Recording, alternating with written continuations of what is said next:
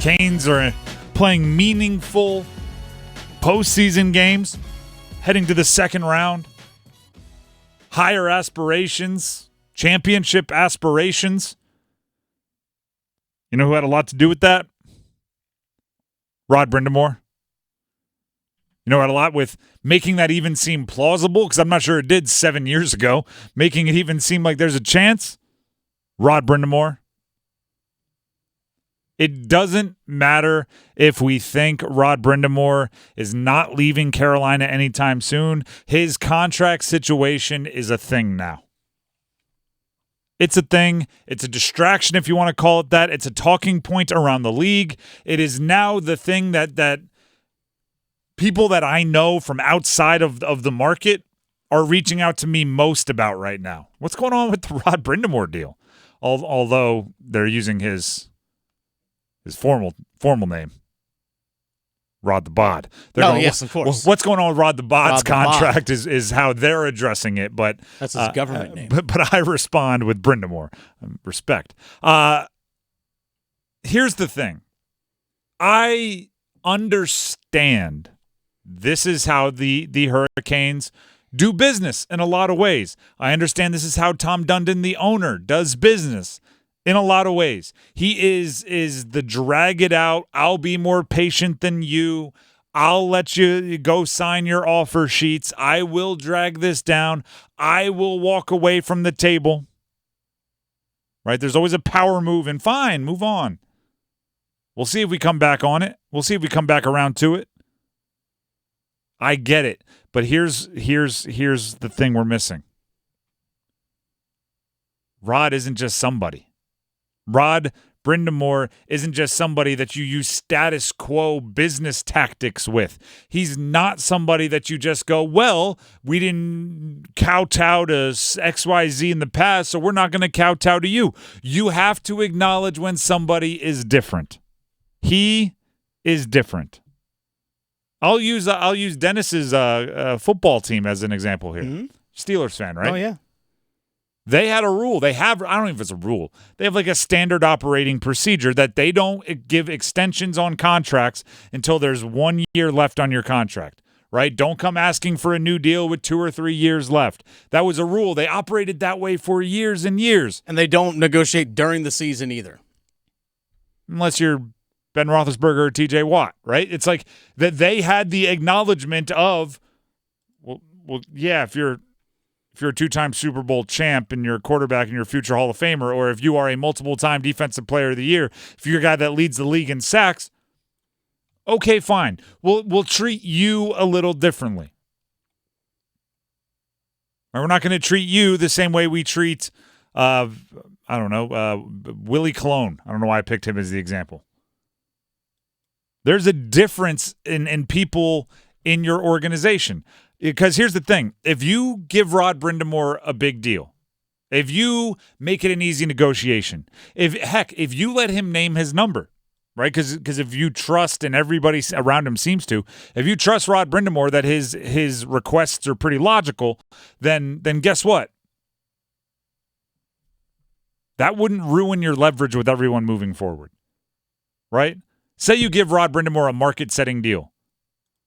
And then you're negotiating with someone else, a player, maybe a coach long into the future, a front office executive, and they go, wait a second, you gave Rod Brind'Amour a market-setting deal. Why don't you do the same for me? You're going to have a laundry list of reasons. You're going to go, well, okay, that's a great question. We're not going to treat you the same way we treated Rod Brind'Amour because you're not maybe the most important person in Carolina Hurricanes history. I mean, do you have a cup as a player? Do you have 6 years of shown proof that it's getting better and better while you're coaching and running the show? Do you have the culture of the Hurricanes pretty much embodied in your image? Because if that's not you, that's the qualifications for getting the Rod Brind'Amour treatment. That's the qualifications for getting a smooth and easy name your price contract. Rod Brind'Amour is one of the best coaches in the league. If he hits the open market, the interest will be overwhelming. The money offered to him will be overwhelming by teams that have no connection to him. There'd be a team that he didn't win a cup for, a team that he didn't play all those years for, a team that he hasn't coached, created a life here. They'll be offering him boatloads of money. I think if you're proactive and handle it, you're not gonna ruin all of your future leverage. Just like when the Steelers gave TJ Watt an extension early, it didn't ruin all leverage with players moving forward because they can just say, well, if you're as good as TJ Watt, we'll do it for you too. Mm-hmm. There are exceptions. If you mean as much to the franchise as Rod Brind'Amour, more than happy to give you a market-setting deal because guess what I'm pretty confident is going to happen? Nobody's going to mean as much to the Carolina Hurricanes as Rod Brind'Amour, not for a long time.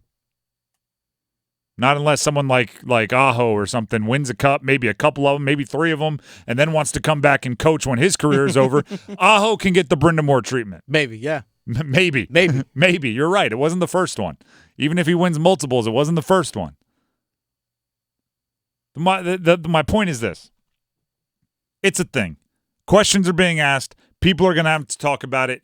The contract is going to expire this offseason. Okay? It's here. It's present. Even if you don't want to talk about it, you have to talk about how you don't want to talk about it because people are going to ask you about it. Right? If your stance is it's all just posturing, they're going to get a deal done, you're going to have to say that like 10 times because someone's going to keep coming up and wanting to talk about it. My take is, yeah, this might be the way the Canes operate. This might be the way Dundon negotiates with everybody else. With Rod Brind'Amour, I think it should have been different because he is different. Rod spoke with the media earlier today. Here's his comments on the contract. I had a great conversation yesterday with Don and then again this morning, and I feel really good that we'll figure it out quickly. And I'm not concerned. Quickly is like a year ago. That's when quickly got it done. It's not quickly if it gets done now. Quickly is long past. Quickly's in the rearview mirror. And I think Rod also wants to make sure as part of his deal that his guys, like his people in terms of his staff, they want to be taken care of. Like Bill Burnison, the strength and conditioning coach, all those guys from Tim Gleason, every single one of those guys that are alongside Rod are all taken care of too, because those guys, as well as they've done here in Carolina, can get the same job or similar job in another team and get paid quite handsomely. And I don't want that to be like Rod's bringing baggage, because he does bring baggage, right? He brings people that he trusts. He brings people that are bought. He also brings wins. He also brings improvement. He brings every different kind of baggage. It's not just like, oh, I want my buddies paid too. So no, they contribute. If he says he needs those guys to win, I'm not calling his bluff on that one. I'm going, all right, what do we have to do to make everybody happy here?